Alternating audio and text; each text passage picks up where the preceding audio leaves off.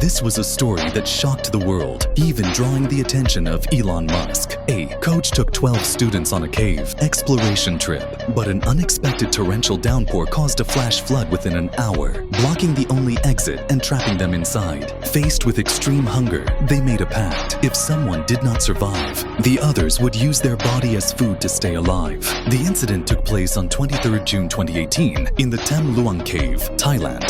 That day, the youth football team Wild Boars decided to explore the cave to celebrate the arrival of new members and one of the players' birthdays. The 12 boys, aged between 11 and 16, were accompanied by their 25-year-old coach, Ekapol Chantawang. The cave stretches approximately 10.3 kilometers, and every year during the July monsoon season, it becomes completely flooded, with water levels rising up to 5 meters. In the past, sudden floods had already led to disappearances, which is why access to the cave was strictly forbidden during the season. Upon entering, the boys left their bicycles and backpacks at the entrance, unaware that these objects would later become the key clue to their disappearance. Just an hour later, as they attempted to return, the seasonal rains, which typically arrived in July, came early, rapidly flooding the cave and blocking their exit. With no other option, the coach led the group deeper into the cave, searching for higher ground to escape the rising water and await rescue. As the floodwaters advanced quickly,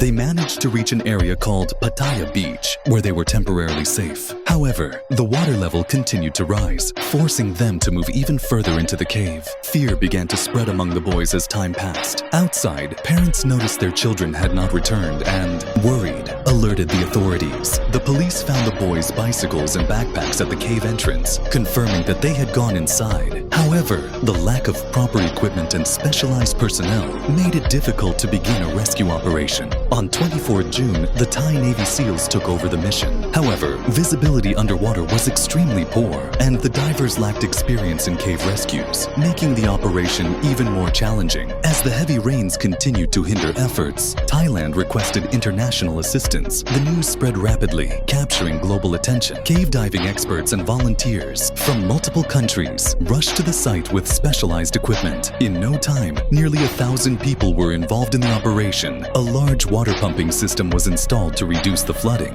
but the relentless rain made the effort almost useless. On 29th of June, 3 rescue workers sustained minor injuries due to an electrical leak in the pumping system. Underwater drones with thermal imaging technology were then deployed to detect signs of life, but initially, nothing was found. Experienced divers searched the cave by feeling along the walls in the darkness and laying down guide ropes to ensure a safe path in and out. At every possible air pocket, they would surface and call out, hoping to hear a response. After days of exhausting searches, rescuers finally reached Pattaya Beach, but the area was completely submerged. They only found a few pairs of the boys' trainers, and despair spread among the rescue team. Many believed that after so many days, survival was no longer possible. However, 2 British divers, John Valanthan and Rick Stanton, refused to give up. On 2nd July, after 9 days of searching, they ventured even deeper into the cave and, around 4 km from the entrance, found all 12 boys and their coach alive. The scene was unbelievable. After 9 days without food and in total darkness, they were still alive. They were weak, thin, and exhausted, but remarkably, they still had the strength to respond. With no food, they had survived by drinking the water that dripped from the cave walls. In their desperation, they had even considered that if one of them died, the others would use their body as food to stay alive.